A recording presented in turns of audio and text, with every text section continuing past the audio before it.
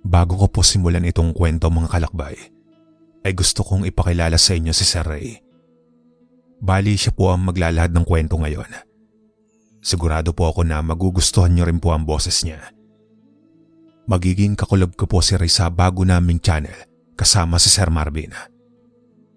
Ilalagay ko po yung link sa description. At sana tulad ng pagsuporta niyo sa channel ko, pakisuportahan rin po ang bago naming channel na Kwentong Baryo. Sige po mga kalakbay, sisimulan na po ni Ray ang kwento. Ang kwentong ito ay hango sa totoong buhay. Tawagin niyo na lamang ako sa pangalang Nardo. Nangyari ito taong 1960. Naninirahan dito sa isang parte ng baryo sa Samar. Ang kwentong ibabahagi ko sa inyo ay nangyari ito at ako mismo ang maglalahad sa inyo. Na mga panahong ito ay masasabi kong isang magaling at bantog na albularyong antingero ang aking amang si Arturo. Palagi na lamang siyang laman ng umpukan ng mga antingero, lalo sa tuwing nagtatagisan at subukan sila ng kani-kanilang hawak na medalyon. Si tatay ang taong hindi tumatanggap ng pagkatalo. Kaya't sa tuwing nararamdaman niyang tagilid siya sa labanan, ay umaatras na siya at hindi tumutuloy. Ayaw niya kasing napapahiya siya sa mga kasama niya. At higit sa lahat, ay hindi ipinagyayabang ng aking ama ang kakayahan niya sa pagiging isang antingero at ang mga hawak na medalyon. Pagtungtong ko sa edad na 18 ay agad naman akong hinasa ng aking ama sa pagiging isang antingero. Sinasama niya ako kung saan siya nagpupunta, kasama ang mga pangkat niya. Kaya lahat ng ginagawa niya ay inaaral ko pagdating sa karunungan sa kanan at unti-unti ko nga itong natutunan. Ipinangako niya kasing pagdating ng panahon ay sa akin niya ipapamana ang lahat ng mga kagamitan niya sa pagiging antingero. Ako kasi ang panganay na anak, kaya't nararapat lamang na sa akin niya ipamana ang lahat. Yun nga lang, sa isang kondisyon.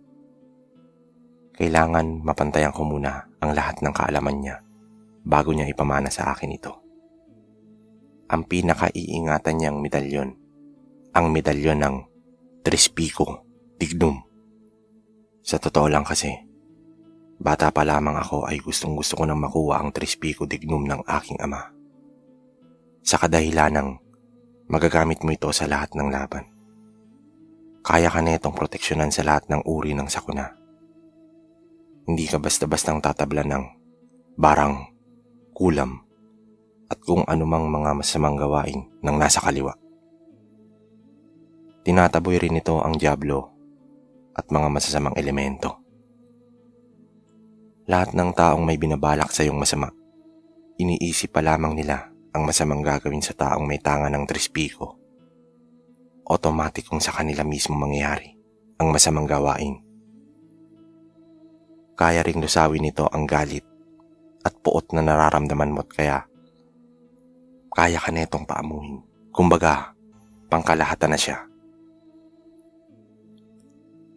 Sinabi pa ng aking ama na kapag nakita niyang karapat-dapat akong magmana ng iniingatan niyang medalyon, ay hindi siya mag-aalang ibigay sa akin iyon. Kaya't pinag-igihan ko umano ang lahat upang makita ng kanyang gabay ang kabutihang ginagawa ko.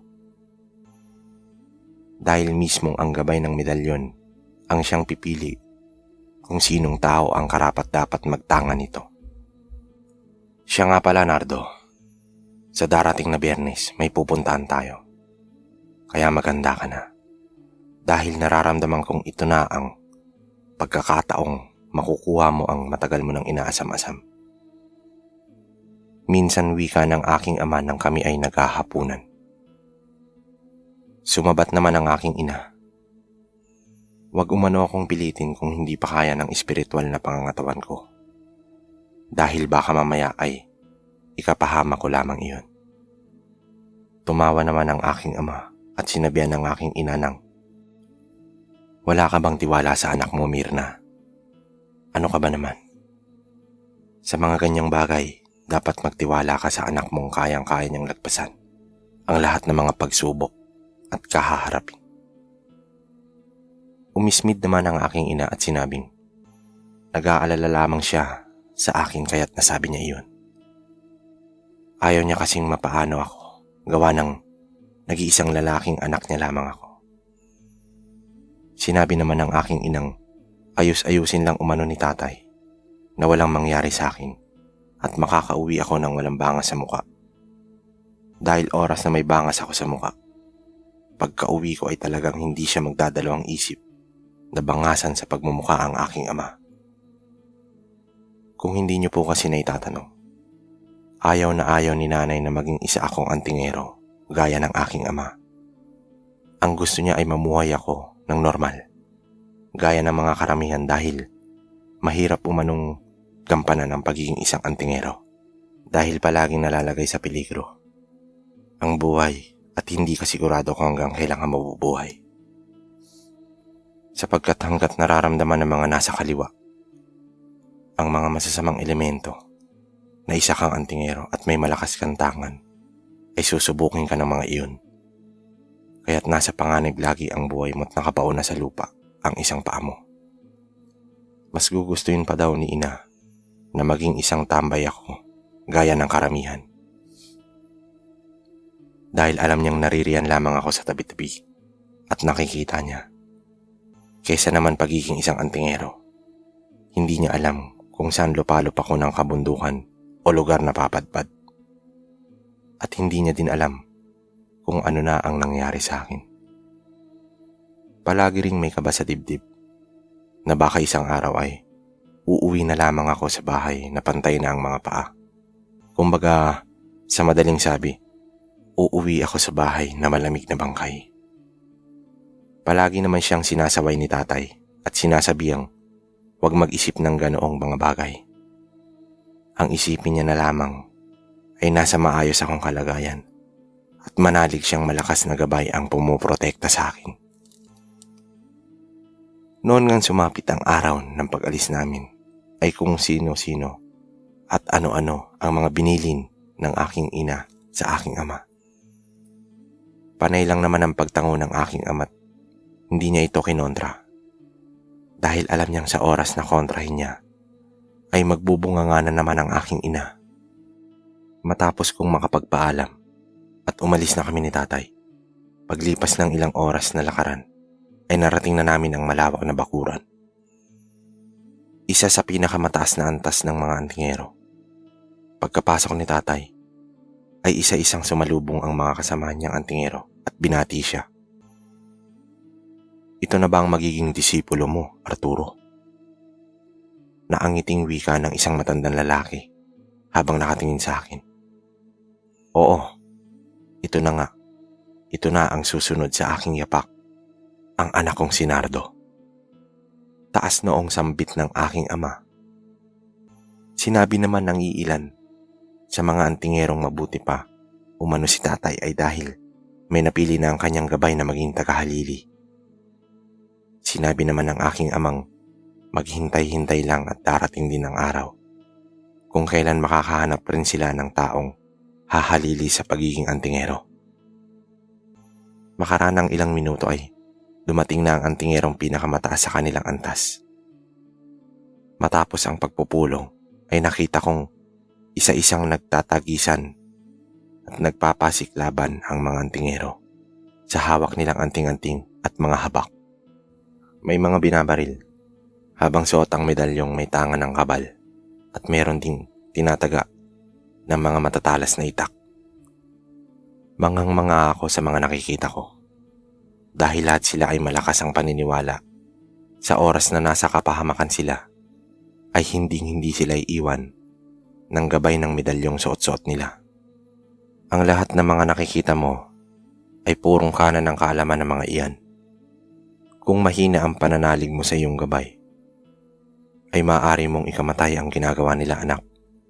Kaya bago ka sumalang, kailangan ay buo ang loob mo at malakas ang paniniwala mo sa gabay ng medalyong tangan mo. Paliwanag ng aking ama habang nanonood. Hapon na nang matapos makipagtagisan ng lahat. Isa-isa nang umuwi ang mga kasamahan ni tatay samantalang kami naman ay nagpaiwan. Gawa ng hinihintay pa namin pumatak ang 6:00 ng hapon. Upang magsagawa ng ritual, si Mang Gabo at si Tatay. Para maisakatuparan ang pagsasali ng kaalaman ni Tatay sa lahat pagdating sa pagiging albularyong antingero. Mas magandang habang bata pa ako ay marami na akong nalalaman pagdating sa karunungan na nasa kanan. Upang sa ganoon ay mas marami pa akong matulungan ng mga tao sa pang-espiritual na gamutan. Halos inabot rin ng 3 oras sa pagriritual si Mang Gabo at ang aking ama. Maisalin lamang sa akin ang mga kaalaman sa kanan at higit sa lahat ang pinapangarap kong maangkin ang medalyon ng Tres Pico Dignum.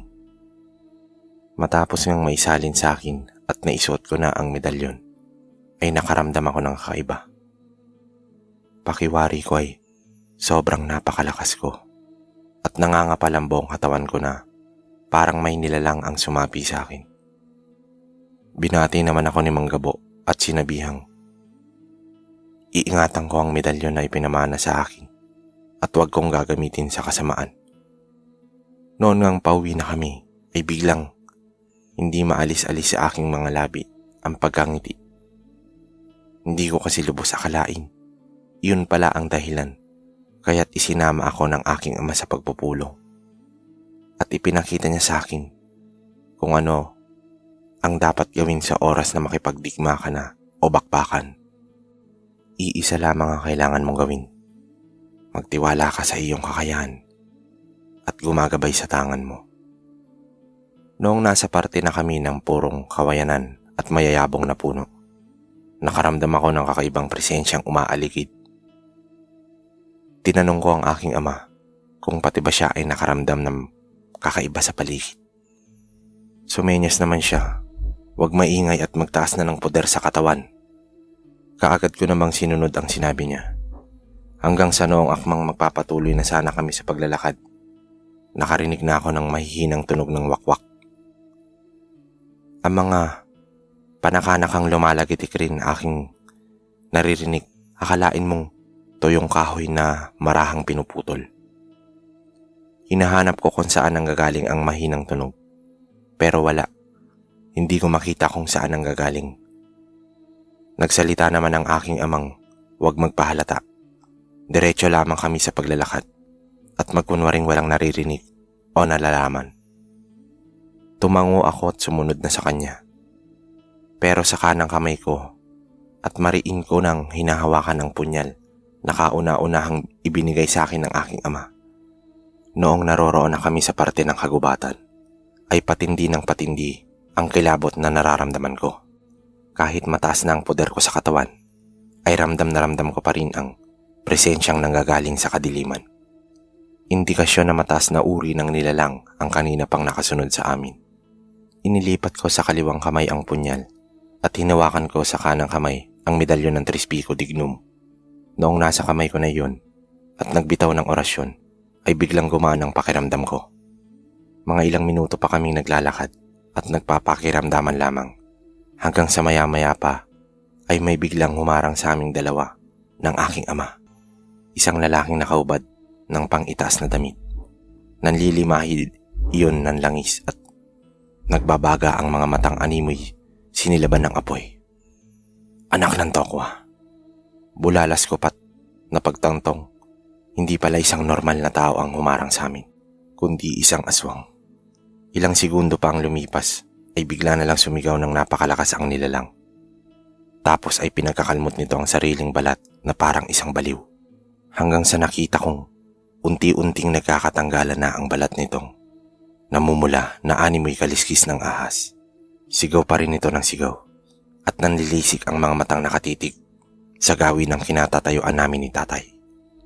Noong matitigan ko ng maigi ang wangis nito sa pamamagitan ng liwanag ng buwang tumatama, ay medyo nakaramdam ako ng takot at kaba. Sa kadahilan ng bigla na lang kumapal ang mga kilay nito at nagkaroon ng mga matutulis na mga ngipin at 2 pangil sa magkabilang gilid.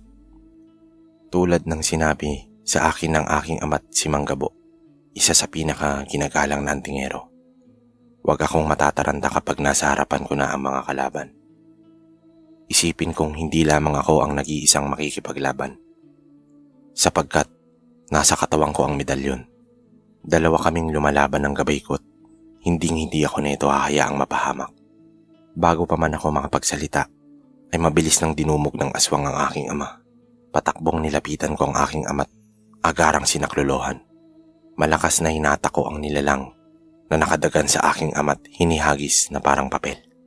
Hindi pa ako nakontento dahil sa nilapitan ko iyon at hinawakan sa braso at sunod-sunod na hambalo sa lupa ang ginawa ko. Habang naglalaway ang nilalang na parang gigil na gigil, maigpit kong hinawakan ito at muli na namang hinihambalo sa lupa. Ilang sandali pa ay nangingisay na ang nilalang kaya't binitawan ko na iyon. Subalit sinamantala ng aswang ang pagbitaw ko dahil sa para iyong manok na mabilis na umatake habang nakaawang ang dalawang kamay na may mahabang kuko. Mabuti na lamang at mabilis akong nakaiwas. Kung kaya't hindi ako tinamaan noong akmang kakalmutin na sana ako. Sa ikatlong pagkakataon nga, noong makalapit na ang aswang, ay walang sabi-sabing malakas na isinapak ko ang kamaong may hawak ng medalyon sa sikmura ng nilalang. Kaagad na tumalsik ito at umangil ng napakalakas. Pagkatapos ay muli na naman itong sumugod ng napakabilis at kinalmot ako. Mabilis na akong nag-usal ng mga katagambuhay. Matapos kong banggitin ng mga orasyong bigla-bigla na lang pumapasok sa aking isipan sa hindi ko maipaliwanag na dahilan. Sa tuwing pinagkakalmot ako ng aswang ay parang nangangamot lamang ito. Gawa ng ni hindi man lang bumakat sa balat ko ang matutulis na kuko ng nilalang. Nalalanghap ko ang napakabaho at napakalansang umaalingasaw na nagmumula rito.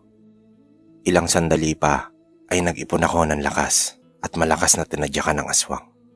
Kaya tumalsik na naman ito sa di kalayuan. Mabilis ko lang nilapitan ng aswang at walang sawang pinagsasapak ito sa mukha hanggang sa tuluyan na iyong manghina. Subalit, gayon na lamang ang gulat ko nang may isa pang nakakakilabot na nilalang ang lumutang mula sa kadiliman. Mabilis na akong sinugod at walang tigil na pinagkakalmot. At pilit na itinatarak at ibinabaon sa tagiliran ko ang matutulis nitong kuko. Hindi naman ako nagpadaig sa takot. Bagkos ay mas nilakasan ko pa ang loob ko't nagtiwala sa gabay ng medalyong Trispico Dignum. Sandali akong huminga ng malalim at inusal ang katagang namumutawi sa aking isipan. Sa utos na rin ng isang baritonong boses na palagay ko ay ang gabay ko na iyon. Tinutulungan ng mga gawain kung paanong matalo ang nilalang. Nag-usal ako ng mga kataga at inihihip sa kamay ko't mabilis na nilapitan ng aswang. Pagkatapos ay sinapak ito ng napakalakas. Sabay itinarak ang punyal na hawak ko. Tumagas na parang gripo ang tagiliran ng aswang matapos kong hugutin ang punyal. Umangil naman iyon ng napakalakas bago tuluyang tumakas kasama ang isa pang nilalang na nauna kong makasagupa kanina. Rinig na rinig ko ang mga yabag ng nilalang na nagsipagtakbuhan patungo sa masukal na kagubatan hanggang sa nawala na ang mga yabag sa pagdinig ko. Nang tumahimik na ang buong paligid ay nilapitan ko ang aking amang tulalang-tulala. Nanonood lamang siya sa laban. Tinanong ko siya kung ayos lang ba siya. Sandaling ipinilik niya ang kanyang ulo. Ikaw ba talaga ang nakita ko kaninang nakipaglaban sa dalawang aswang? Parang ibang tao eh. Aniya pat halos hindi makapaniwala sa mga nakikita. Natawa naman ako at sinabihan siyang mas matagal na siya sa pagiging isang antingerong albularyo. Pero nagugulat pa rin siya sa mga nangyayari. Dapat tay, ako ang magulat eh. Kasi hindi ko lubos akalaing matatalo ko yung dalawang aswang na yon. Wika ako pa sa kanya. Pasensya ka na anak. Hindi lang talaga ako makapaniwala sa mga nakita ko. Grabe kung makasapa ka. Akala mo'y naghagis ka lang ng papel kung tumalsik ang mga aswang na sinapak mo. Turan niya. Dagdag niya pang wika. Hindi niya umano lubos akalaing ganong kalakas ang magiging epekto sa pagsasali ng orasyon nilang dalawa ni Manggabo. Aniya, parang hindi raw ako baguhan sa larangan ng pakikipagtagisan sa mga nilalang kung papanoorin niya. Parang matagal na akong nakikipaglaban sa mga ganoong klaseng digmaan. Napapailing na lamang ako at sinabihan siyang baka nagugutom lamang siya kaya kung ano-ano na ang nasasabi. Dahil sa totoo lang, ay iyon pa lamang ang unang pagkakataong makasagupa ako ng aswang. Dahil purong pag-aaral lamang ako ng mga orasyon at pagtuklas ng iba't ibang uri ng mga mutya at medalyon ang pinapagawa sa akin ng aking ama noon. Noon ngang nakauwi na kami, ay inilihim na lamang namin kay nanay ang nangyaring sagupaan. Dahil paniguradong sermon na naman ang aabutin kapag nalaman nito ang nangyari. Kinabukasan nga, habang naglalakad ako sa daan, ay nagulat na lamang ako nang biglang lumapit sa akin si Doro. At wala pang pag-aalinlangang humingi ng tawad sa lahat ng mga nagawa niya. Nangako rin siyang hindi na uulit pat magpapakatino na umano. Nga pala, isang basagulerong tambay si Doro sa lugar namin. Takot ang lahat ng mga kabinataan sa kanya dahil naglabas-pasok na siya sa kulungan. Kaya nga kung umastay akala mo'y pag-aari niya ang buong lugar na tinatapakan niya. Minsan na rin kaming nagkasapakan ni Doro at pinagbantaan niya pa akong papatayin sa oras na magtagpo ang landas namin. Subalit ngayon, daig pa ang napakaamong tuta kung makahingi ng tawad. Para matigil na siya sa paghingi ng tawad, ay sinabihan ko siyang ayos lang ang lahat. Hindi naman ako galit sa kanya. Totohanin niya na lamang ang sinasabi niyang magbabago na't hindi na magiging barumbado at pasaway. Isang beses, kasalukuyang nagluluto ang aking ina nang may sunod-sunod na kumakatok sa pintuan. Tinawag ako ng aking ina't sinabihang pagbuksan ko raw ang taong kumakatok at tanungin ko kung ano ang kailangan. Ano ho ang kailangan nyo?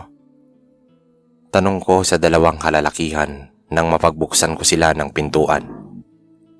Magalang na nagtanong ang babae kung naririyam ba umano ang aking ama.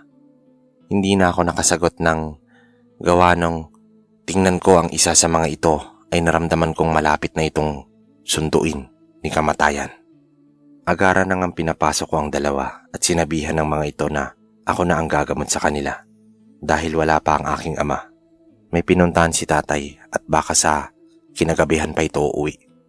Ayos lang po ba sa inyo kung ako na ang gagamot? Wikang patanong ko sa kanila. Sinabihan ko rin sila sa oras na gagamutin ko ng pasyente. Dapat buo ang tiwala nilang mapapagaling ko ito. Dahil kung may pagdududa sila, wag na lamang nating ituloy dahil magsasayang lamang ako ng pagod at oras. Sunod-sunod namang tumango ang dalawa at sinabing buo ang kanilang paniniwala. Wika pa ng nagngangalang Henry.